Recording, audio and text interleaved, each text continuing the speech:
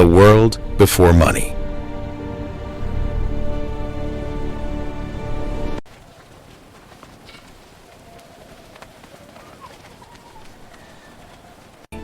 Before coins, before banks, before numbers on a screen, there was trade. And there was frustration. This was barter. Direct exchange. Simple in theory. But what if the person who had what you wanted didn't want what you had? This problem had a name. The double coincidence of wants. And it would change the world forever. The problem that changed civilization. As civilizations grew, barter became chaos. Markets expanded, cities rose, trade routes stretched across deserts and seas. But barter had limits. How do you divide a cow into exact values? How do you store wealth without your grain rotting? How do you carry value across mountains? Civilization needed something better. It needed money. The first money. Money wasn't invented in a single moment. It evolved. Cowrie shells in Africa and Asia. Salt was so valuable that Roman soldiers were partly paid in it. Bronze knives in China. Each society chose something rare, durable, portable. But none were perfect. Some could be faked. Some were too heavy. Some lost value too easily. Humanity was still searching. The birth of coins. Pour the electrum steady, fill the molds. The coins will be flawless. Then, around 600 BCE, in the kingdom of Lydia, something revolutionary appeared. Stamped metal coins. For the first time, value was standardized, guaranteed by authority. The king's seal.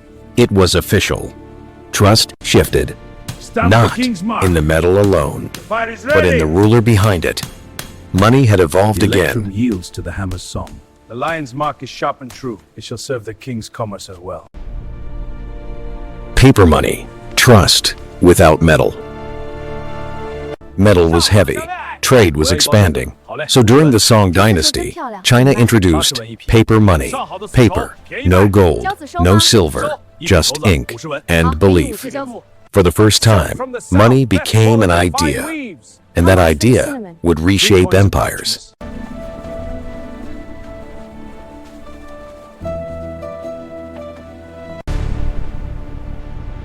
What money really is. So what is money? It's not gold. It's not paper. It's not numbers on a screen. Money is a social agreement. It performs three critical roles. 1. Medium of exchange. 2. Store of value. 3. Unit of account. If it fails any of these, it collapses. Here you are. And history Welcome proves to the it. store of exchange. I'll take this pottery. Here are the coins. Thank you for your trade. When money dies,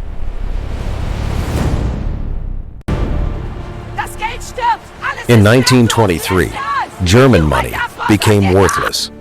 Prices doubled in days. People carried cash in wheelbarrows. Money failed as a store of value. And when trust dies, so does the currency. The gold standard and breaking the link. For centuries, money was backed by gold. Then, in 1971, President Richard Nixon ended the gold standard. Money was no longer tied to metal. It became fiat currency. Money backed by a government decree. Not gold, not silver, just trust. Digital money and Bitcoin. In 2009, after a global financial crisis, a mysterious figure known as Satoshi Nakamoto introduced Bitcoin, a currency with no government, no central bank, no physical form, pure mathematics. It asked a radical question.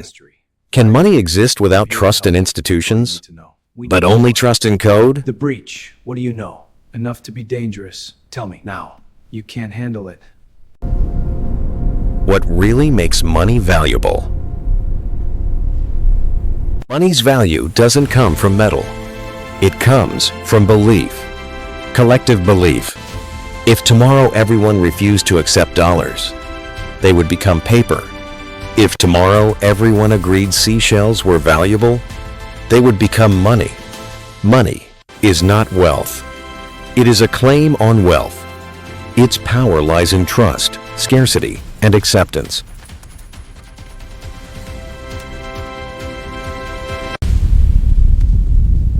Money and power.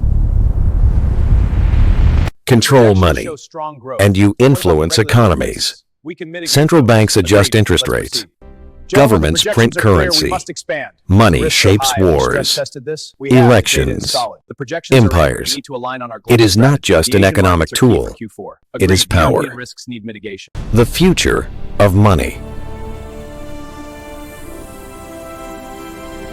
Will cash disappear? Will governments create digital currencies? Will crypto replace banks? The form may change, but the foundation remains the same. Trust. Without it, money collapses. With it, civilization thrives.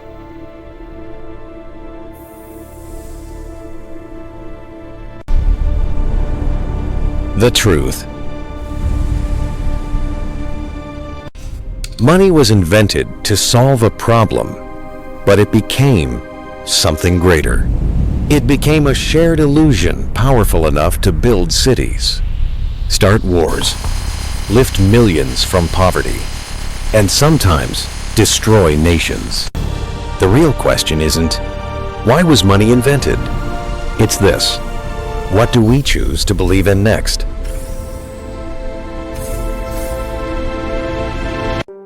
If you enjoyed this deep dive into the history of money, subscribe for more cinematic explorations into the forces that shape our world.